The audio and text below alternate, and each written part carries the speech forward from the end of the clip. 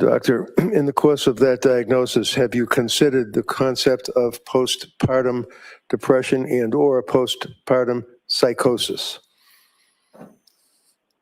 Yes.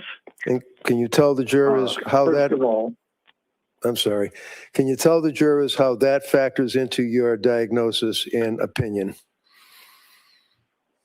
yes, Ms. Clancy had a history of anxiety and difficulty with each of her children. It was minor with her first child, more significant with her second child, and on the occasion of Callan's birth, things went well for the first 3 months, but then Ms. Clancy became very anxious and depressed, and it took quite a toll on her.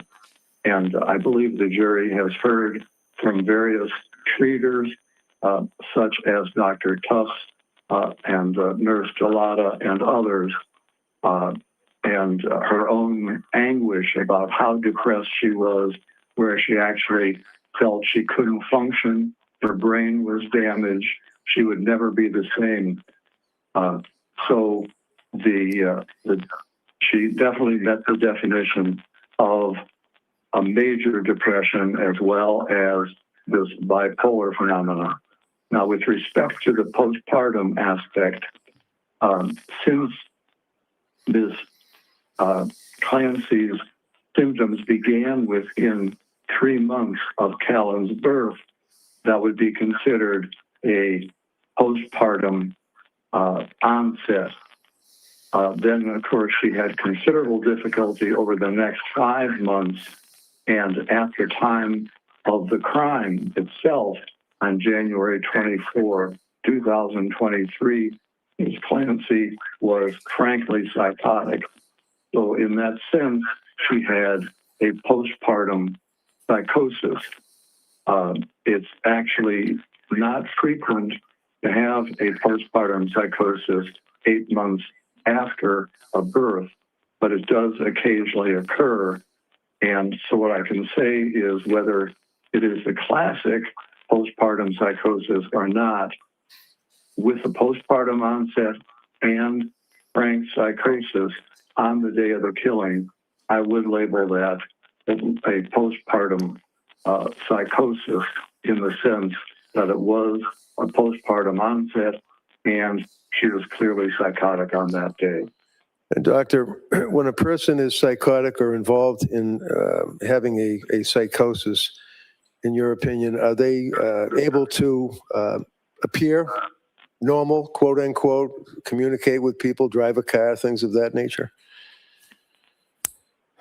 Well, let me say there that Ms. Clancy herself did her best to not reveal the extent of her depression.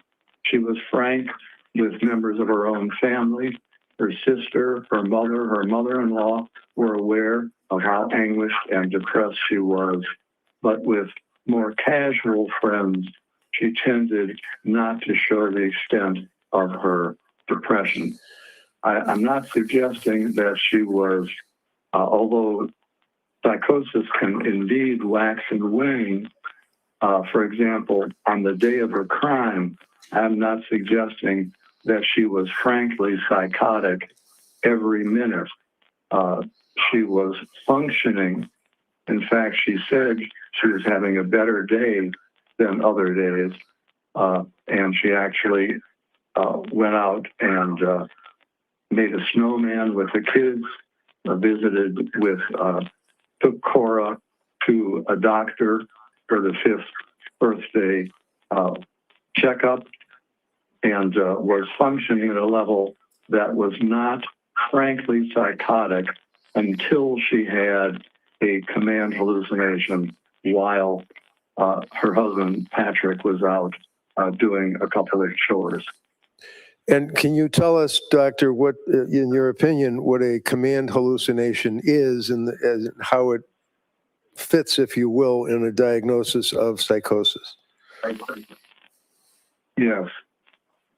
if we take, first of all, a hallucination is simply hearing a voice, and the voice can be benign or it can be more malignant.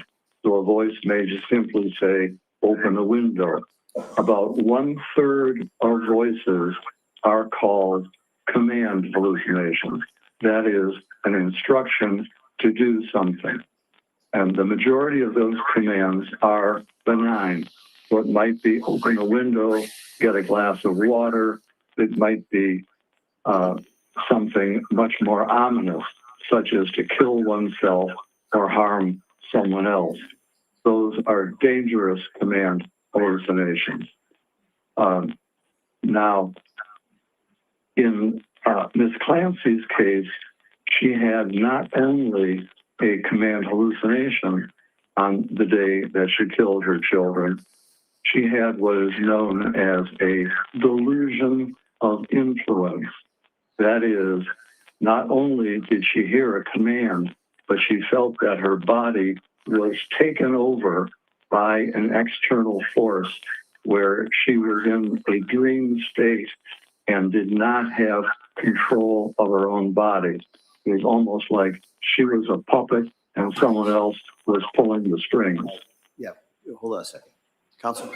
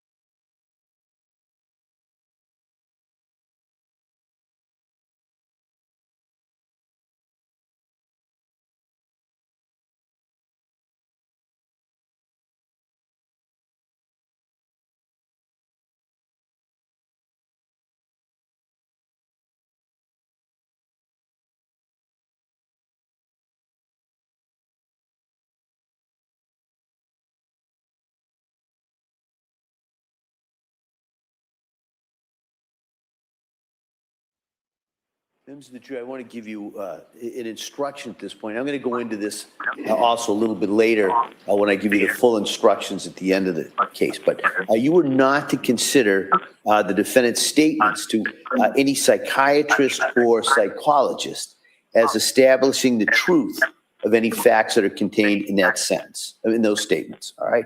The defendant's statements to any psychiatrist or psychologist for purposes of evaluation cannot be considered by you as evidence of premeditation, extreme atrocity or cruelty, or specific intent to kill. Such statements are admissible only as they relate to the basis for the doctor's opinion of the defendant's mental condition. All right, and I'll go into that a little bit later. Okay? Go ahead, Mr. Riggs.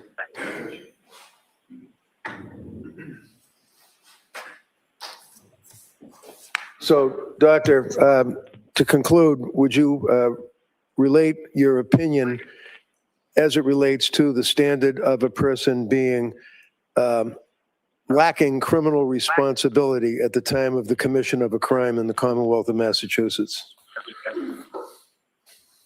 Well, there are two arms to the test for criminal responsibility. One has to do the defendant's ability to control their conduct, and the other has to do with their knowledge of the wrongfulness of their acts. I'd like to address each of those separately, if I may. Sure. With regard to my opinion is that Ms. Clancy was, due to her mental disease, unable to conform her conduct was to the requirements of the law on the day that she took the lives of her children.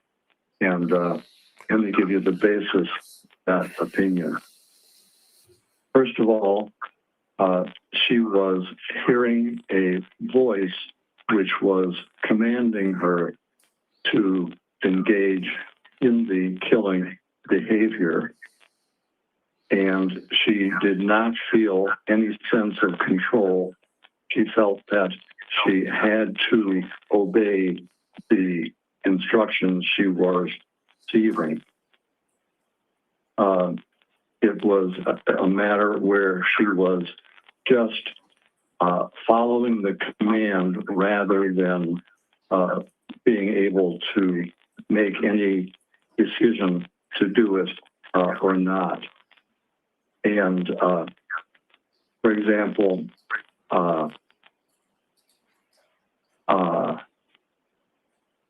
I asked Ms. Clancy. No, you can't say what you If she were talked, doctor, you Okay. cannot say what she told you, all right? Okay, all right, I will not do that. Let me just make sure I'm covering other aspects of this.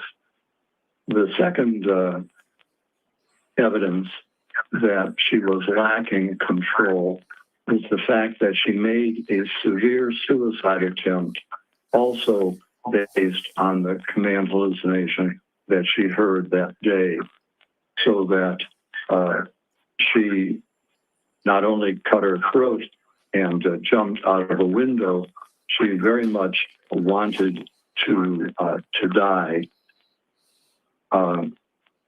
Now, in my research on women who kill their children, I've divided the motives into 5 categories, and I want to look at how Ms. Clancy to those motives.